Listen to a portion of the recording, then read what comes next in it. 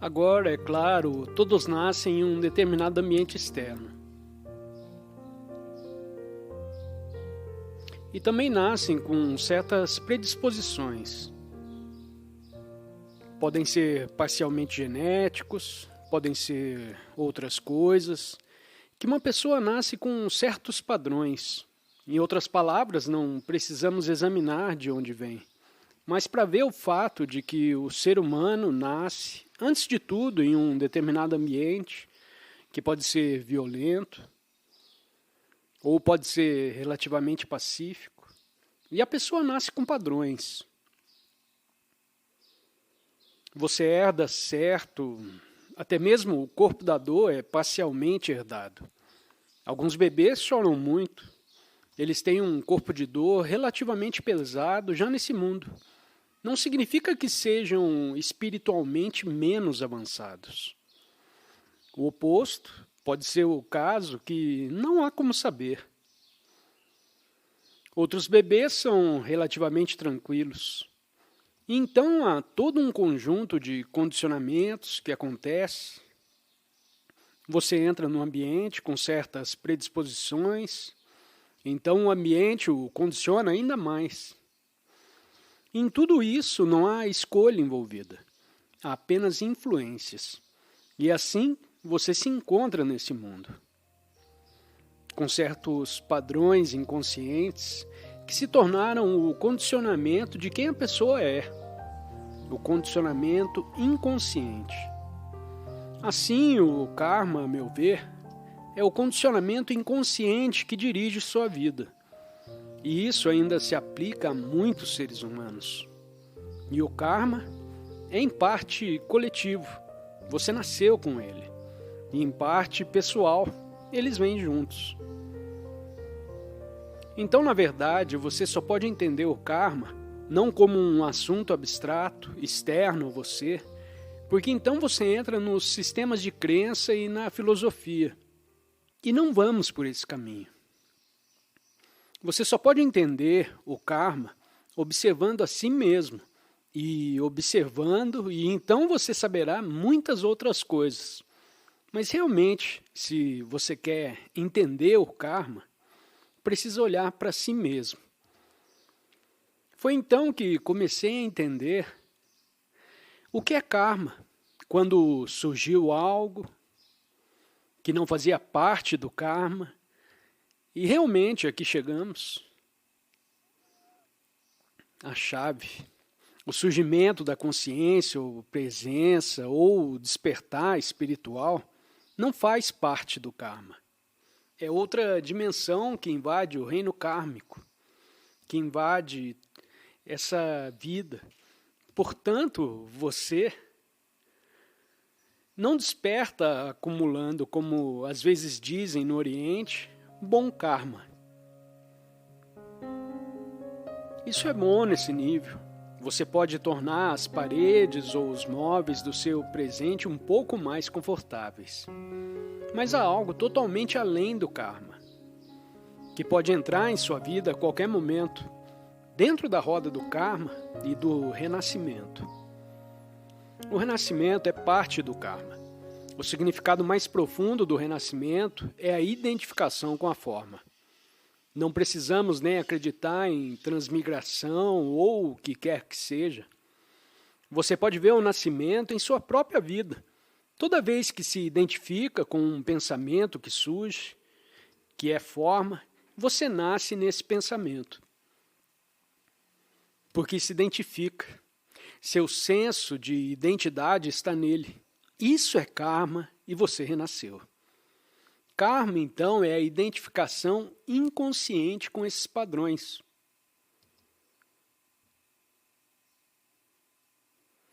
Que você herdou, a identificação condicionada e completa da consciência, com os padrões condicionados. Assim, a consciência está sonhando, pode-se dizer. É por isso que usamos a palavra despertar em muitas tradições espirituais. A consciência está despertando. A consciência está em um estado de sonho, quando você se identifica com os padrões inconscientes E então você está condenado ao renascimento. De fato, muitas vezes, todos os dias, você renasce em uma reação emocional, mental, nenhuma presença, apenas renascimento em alguma forma. Ou você renasce em pensamentos que surgem, acredita completamente em cada pensamento e então age a partir desses pensamentos e emoções. E a ação cria outras reações. E as ações confirmam para você que você estava certo. Se você tem certos padrões mentais sobre, por exemplo, que outras pessoas são basicamente desonestas, apenas um exemplo de pessoas. As pessoas são tão desonestas, estão todas tentando obter algo de mim, e isso tende a se confirmar em sua vida, na sua experiência. Você pode experimentá-lo ou pode tê-lo experimentado antes de se tornar mais consciente. Esses são os padrões de pensamento habituais com os quais você se identificou. E isso é karma. Cria no externo a confirmação de que está correto. Então, se você acha que o mundo está cheio de pessoas más, você encontrará muitas pessoas más, ou seja, pessoas inconscientes. E mesmo as pessoas que estão conscientes ou que estão a meio caminho entre inconsciente e consciente, quando você se reúne com elas, sua crença as levará à inconsciência. E isso é karma. Portanto, o karma é a ausência completa da presença consciente. E, portanto, é automático. Ele se esgota. E o tempo não liberta você do karma. Isso é uma percepção errônea de que, se você gastar tempo suficiente, eventualmente poderá se livrar do karma. O karma se renova e se repete. É uma roda. E assim a única coisa que pode libertá-lo do karma é o surgimento da presença. E como é que, para alguma presença de pessoa, não sei te dizer o porquê, só sei que a qualquer momento, na roda do karma, pode entrar a presença. Pode acontecer com um criminoso preso, condenado à morte. Isso pode acontecer com alguém que nunca ouviu falar de nada espiritual. Pode acontecer com alguém que medita há 30 anos ou não acontecer com alguém que medita há 30 anos. Então, em sua própria vida, posso ver pelo que você está dizendo, essa presença, já posso sentir isso, a presença já entrou em sua vida. E a presença liberta você do karma, não de uma só vez. O karma tem um enorme impulso, ou seja, os padrões em você, os padrões de pensamento, os padrões emocionais, os padrões reativos. Há um enorme impulso por trás disso. Mas à medida que a presença surge, gradualmente o karma diminui. E a energia por trás dele diminui. E gradualmente você experimenta um desaparecimento desses padrões. Eles se tornam mais fracos. Você não está mais completamente nas garras desses padrões. Assim, à medida que a presença surge, há um desaparecimento gradual do karma. Não que isso importe mais, porque uma vez que você está presente, você pode, como disse o questionador anterior, quando estávamos falando sobre certos pensamentos ainda surgindo, certos pensamentos negativos, isso ainda faz parte do karma. Os velhos padrões, os padrões de hábitos inconscientes herdados, ainda surgem, mas não é mais problemático. E eles não causam mais o sofrimento que teriam causado antes, porque são vistos à luz da consciência. Assim surge a luz da consciência, e à luz da consciência os padrões não dominam mais sua vida. Eles não comandam mais a sua vida. E se ocasionalmente acontecer de os padrões assumirem o controle, Então, depois de um tempo, sua presença retorna e diz: ah, bem, lá estava ela de novo. O corpo de dor faz parte do karma, que pode ser forte em algumas pessoas, não tão forte em outras. E assim que a presença surge, você se liberta do karma. Então, você tem outro fator completamente diferente entrando em sua vida. E assim, por exemplo, para uma pessoa se livrar do karma coletivo, você precisa de uma quantidade considerável de presença. Para que isso entre para remover, então ele irá remover você de uma forma ou de outra. Ou internamente, você se encontra completamente livre. Você ainda pode viver em uma sociedade violenta, mas internamente você seria livre. Existe a possibilidade de você ter um homem ou uma mulher santo vivendo cercado de violência. É possível. É raro, mas é possível. Ou muitas vezes acontece que a vida te tira de lá e você se encontra em outro lugar. Então, digamos, um vasto karma coletivo, por exemplo, no caso de, digamos que você tem o Talibã lá, você tem todos os tipos de movimentos inconscientes, você tinha o comunismo soviético, você tinha o nacionalsocialismo na Alemanha. E para uma pessoa nascer nisso, e não ser arrastada para essa inconsciência, requer uma presença considerável. Portanto, poucas pessoas, por exemplo, na Alemanha, quando Hitler chegou ao poder, poucas pessoas conseguiram se mudar para algum lugar. Alguns artistas, alguns escritores, eles partiram. Eles podiam ver o que estava acontecendo e eram fortes o suficiente para não serem identificados com o coletivo, quando havia uma tradição de obediência à autoridade por centenas de anos, uma tradição de seguir seu líder e assim por diante.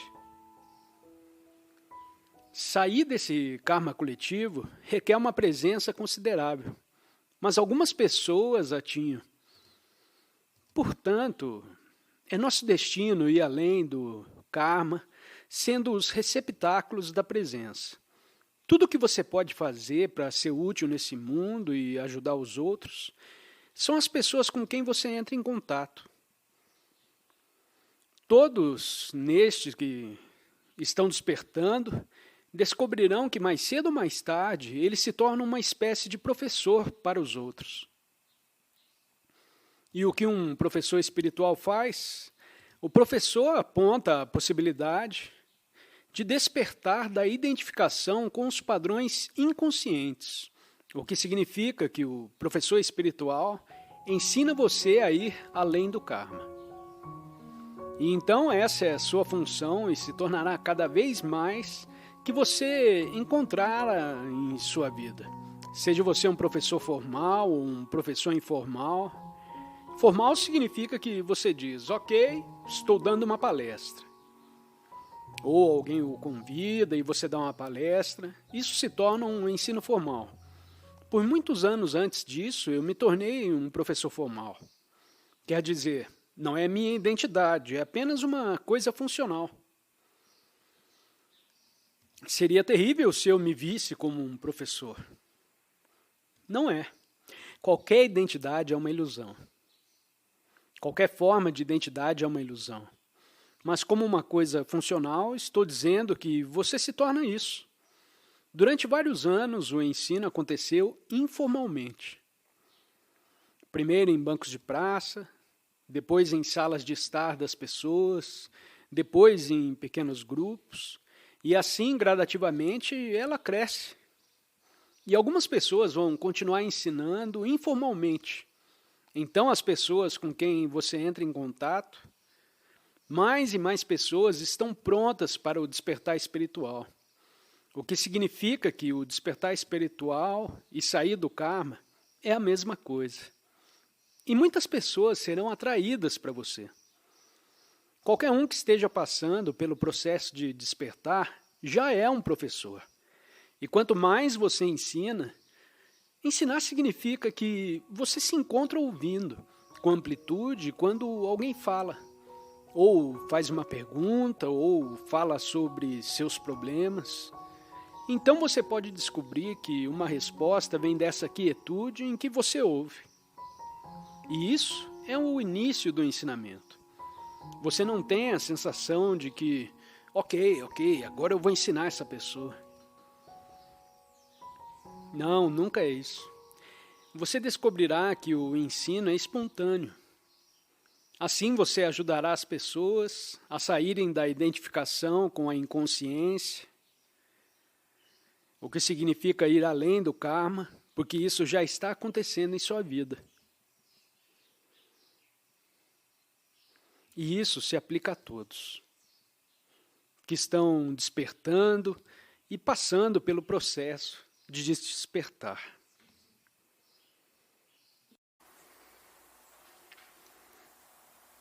Quanto mais grato você for pelo que é, mais coisas virão para você. Você realmente teria escolhido para si mesmo como seu propósito de vida. Talvez nem seja um trabalho tão bom, mas mesmo assim você o honra nesse momento. Você dá atenção a ele, faz o seu melhor e então evoluirá para outra coisa. Olá, é tão diferente estar aqui com você do que te ver na Oprah. Estou explodindo de empolgação agora. Muito obrigado por me receber. Eu também quero dar a você um abraço virtual gigante. Com certeza, muitos na sala também gostariam de fazer isso. E minha pergunta é sobre como se manifestar. Fico confuso sobre isso porque durante toda a minha vida senti que tenho um propósito. E o propósito está conectado com juntar-se e estar ao serviço e apoiar e expandir a consciência. Eu sei que está por aí. Eu sei que isso será algo com o qual estarei muito envolvido em algum tempo. E estou familiarizado com a manifestação e o conhecimento profundo de vocês. Vocês sabem o que é isso. Ao mesmo tempo, há muitos professores espirituais que falam sobre ser específico quando você manifesta algo. E não tenho ideia de como será. Eu, na maioria das vezes, quando há algo relacionado ao meu propósito mais profundo, se eu tento ir para a esquerda e fazer isso acontecer, geralmente vou para a direita, como se fosse a mão invisível me guiando para a direita. E eu me sinto bem. Você sabe o que eu quero dizer. Então, realmente, não sinto que sei que eu sou a pessoa certa para manifestar o meu propósito, porque não conheço tão alto quanto o meu eu mais profundo. Então, você está manifestando bem seu propósito de vida. Eu sei que ele estará lá, no sentido de que sempre tive a sensação, sabe?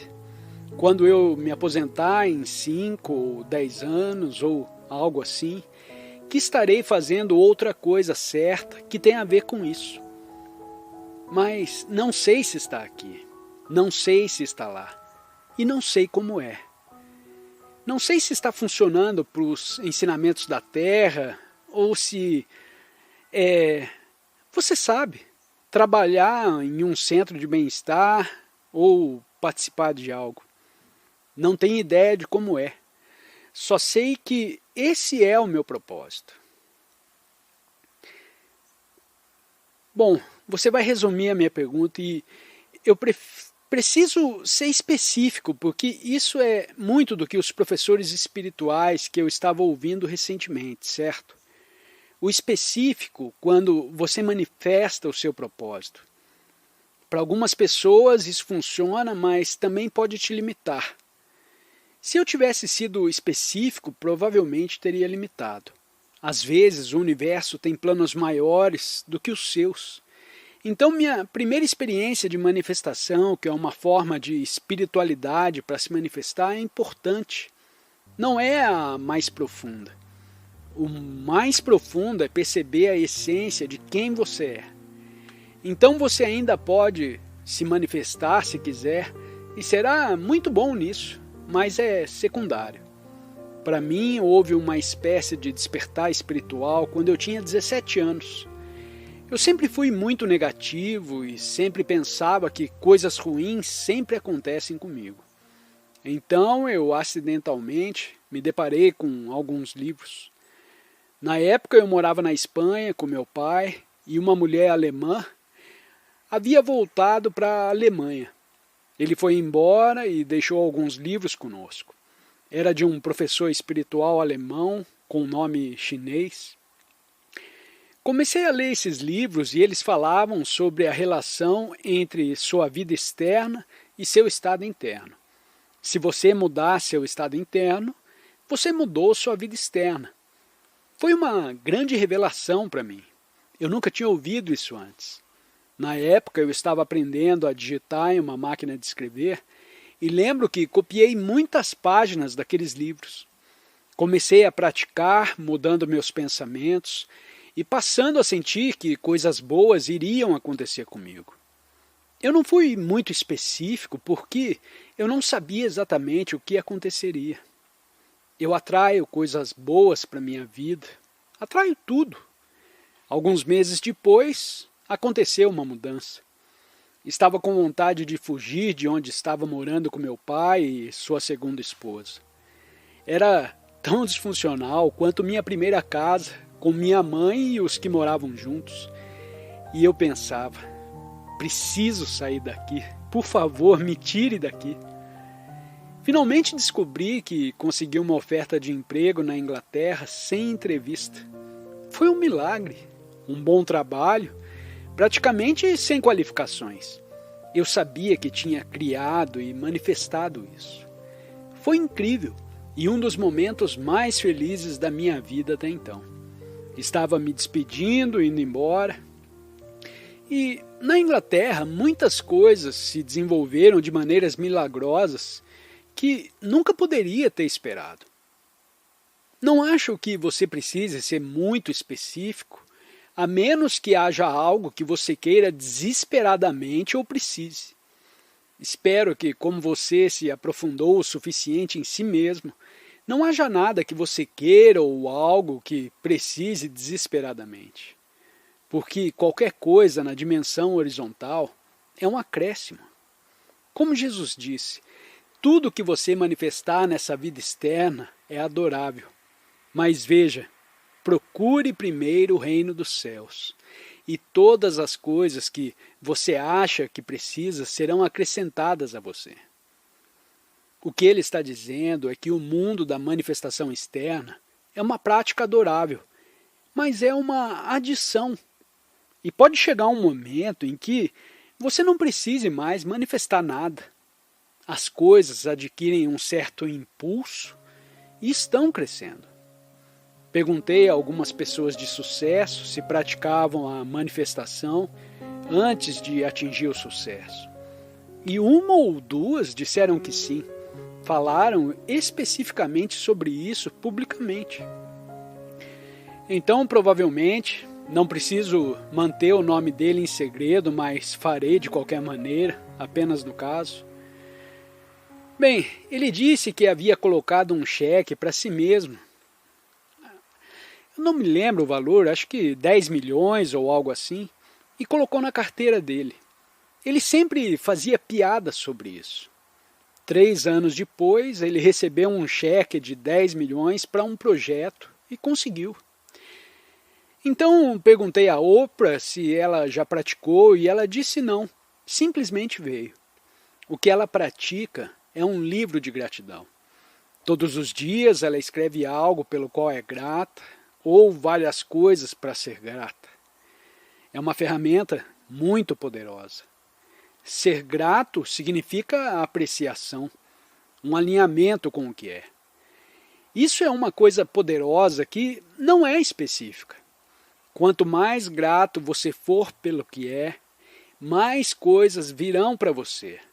Se você honrar esse momento, o que é esse momento, Então, o futuro, o chamado futuro que nunca chega, exceto quando o momento presente reflete essa mentalidade.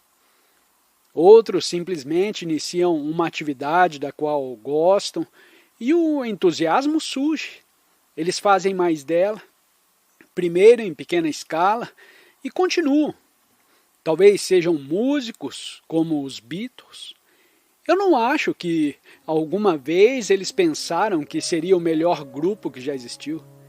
Eles apenas gostavam da música e então tocavam e tocavam. E aí estão as famosas 10.000 horas de práticas sobre as quais alguém escreveu um livro. Ele observou que muitas pessoas que alcançam o domínio em um campo têm 10.000 horas de prática. Nesse ponto, um elemento adicional entra, energizando e amplificando o que fazem. Uma enorme inspiração pode fluir repentinamente. Portanto, uma boa preparação para manifestar coisas boas é desfrutar do que você faz, o que em si é uma ferramenta para o homem manifestar coisas boas. E mesmo que tudo o que você faz não seja o que você realmente teria escolhido para si mesmo, como o seu propósito de vida, talvez nem seja um trabalho tão bom, mas mesmo assim, você o honra nesse momento. Você dá atenção a ele e faz o seu melhor. Então, ele evoluirá para alguma outra coisa. Mas só assim. O Diário da Gratidão é outra coisa que recomendaria a todos. Mas, gratidão? Você faz isso ou já fez isso? Eu fiz isso, mas não tenho feito ultimamente. Sim, ótimo, certo, sinto que é bom. Não precisa ser um diário, mas é útil. No entanto, a gratidão também pode ser mal interpretada. As pessoas dizem, ok, sou grato porque minha vida é melhor do que a de outras pessoas e eu realmente deveria olhar para outras pessoas e ser grato pelo que tenho. Isso não é gratidão real, nem mesmo gratidão por alguma situação da vida. A coisa mais poderosa é a gratidão pelo que quer que seja nesse momento, as pequenas coisas desse momento. Como essa linda flor. Você aprecia isso, dá atenção a ela. Isso é gratidão. Uma apreciação pela vivacidade do mundo ao seu redor no momento presente. Isso é você.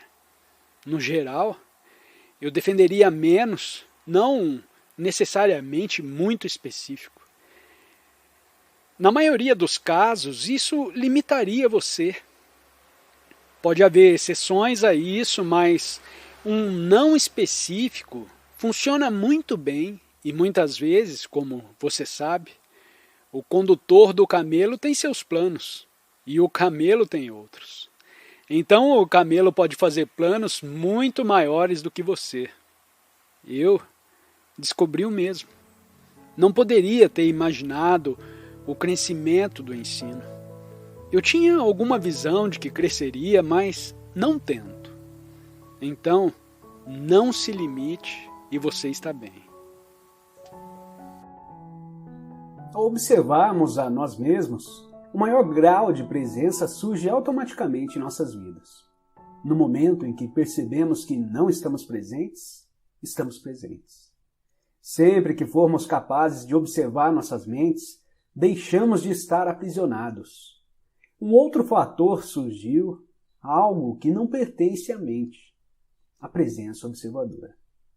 Esteja presente como alguém que observa a mente e examine seus pensamentos, suas emoções, assim como suas reações em diferentes circunstâncias. Concentre seu interesse não só nas reações, mas também na situação ou na pessoa que leva você a reagir. Preste atenção ao pensamento, sinta a emoção e observe a reação. Não veja nada como um problema pessoal. Sentirá então algo muito mais poderoso do que todas aquelas outras coisas que você observa. uma presença serena e observadora por trás do conteúdo da sua mente, o observador silencioso.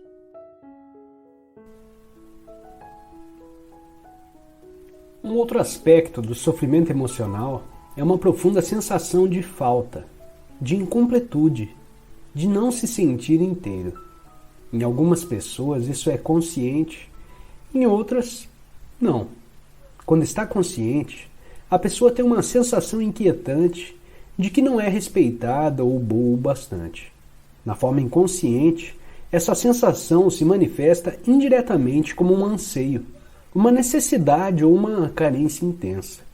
Em ambos os casos, as pessoas podem acabar buscando compulsivamente uma forma de gratificar o ego e preencher o buraco que sentem por dentro. Assim, empenham-se em possuir propriedades, dinheiro, sucesso, poder, reconhecimento ou um relacionamento especial para se sentirem melhor e mais completas. Porém, mesmo quando conseguem todas essas coisas, percebem que o buraco ainda está ali e não tem fundo. As pessoas veem, então, que estão realmente em apuros, porque não podem mais se enganar. Na verdade, elas continuam tentando agir como antes, mas isso se torna cada vez mais difícil. Enquanto o ego dirige a nossa vida, não conseguimos nos sentir à vontade, em paz ou completos, exceto por breves períodos, quando acabamos de ter um desejo satisfeito. O ego precisa de alimento e proteção o tempo todo. Tem necessidade de se identificar com coisas externas, como propriedades, status social, trabalho, educação, aparência física, habilidades especiais, relacionamentos, história pessoal e familiar, ideais políticos e crenças religiosas. Só que nada disso é você. Levou um susto? Ou sentiu um enorme alívio? Mais cedo ou mais tarde, você vai ter que abrir mão de todas essas coisas.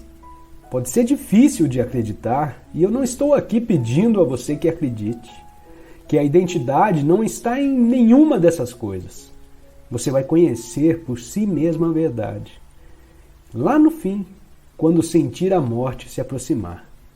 Morte significa um despojar-se de tudo o que não é você. O segredo da vida é morrer antes que você morra e descobrir que não existe morte. Bem, digamos que você veja uma pessoa tendo uma atitude inconsciente na rua. Como você reage a isso? Podemos usar duas palavras, reagir e resposta. Do jeito que eu as uso, reagir significa que é uma reação karmicamente determinada. Resposta, você reage fora do condicionamento, de seu campo emocional, mental. A resposta implica que você está presente, e sua ação não é mais determinada pelo emocional mental, o condicionamento da pessoa. Existe uma inteligência superior, pode-se dizer. Bem, eu chamo de sabedoria. Mas, em outras palavras, existe uma inteligência superior que você pode então operar em sua vida diária. Uma inteligência superior que poderíamos chamar de sabedoria.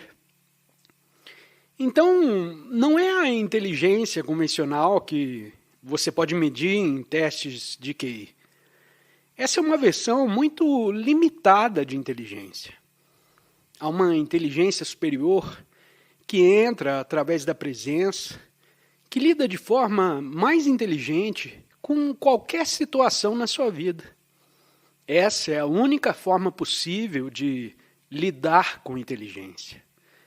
É lidando com a situação através da presença, especialmente importante, é claro, nas relações humanas. Porque tanta inconsciência que acontece na interação entre os seres humanos, entre 2 seres humanos e um número maior de seres humanos. E então, grupos de seus coletivos, de seus milhões de seres humanos, 1 milhão aqui, outro 1 milhão ali. Ou você pode ver, quando olha para a política e assuntos, então, o que está acontecendo no mundo? Há muito pouca inteligência na maneira como eles lidam com as coisas. E você ficaria surpreso como eles podem ser tão míopes e, finalmente, para usar uma palavra simples, estúpidos. Mas essas pessoas têm diplomas, eles têm diplomas universitários. Como eles podem ser tão estúpidos? Bom, porque eles só ativaram uma versão muito limitada da inteligência.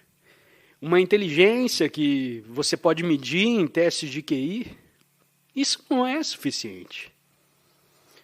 Bem, você me desculpe, eu não quero ofender ninguém que tem um QI muito alto, ou seja membro disso ou daquilo. Há uma organização chamada Mensa, acredito que sim. Se você tem um QI alto, você pode ser um membro disso. E isso é bom para a sua identidade, é claro.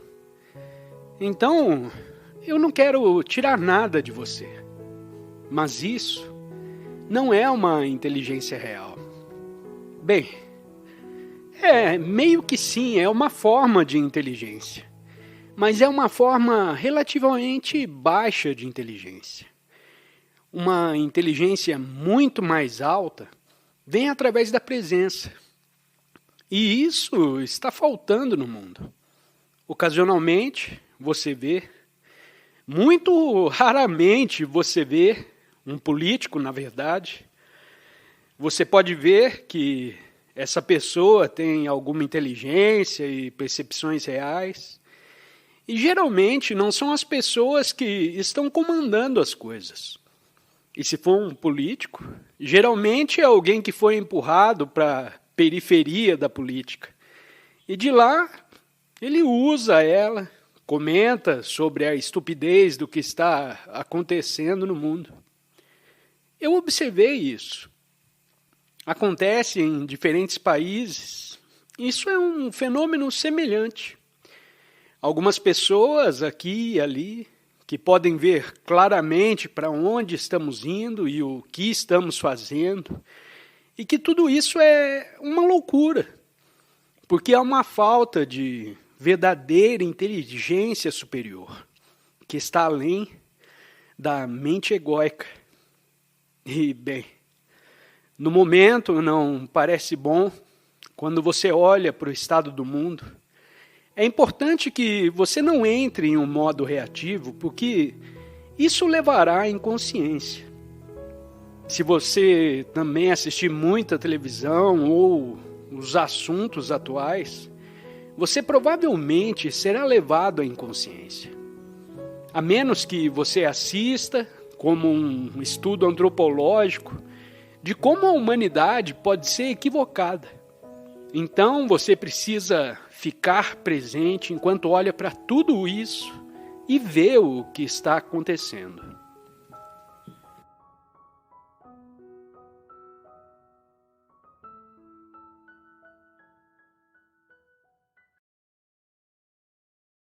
Se pretende apoiar nosso canal e ajudar na geração contínua de conteúdo para você, é fácil. Basta visitar o link da lojinha na descrição sempre que precisar comprar algum produto. Com esse gesto simples, você estará oferecendo um apoio valioso.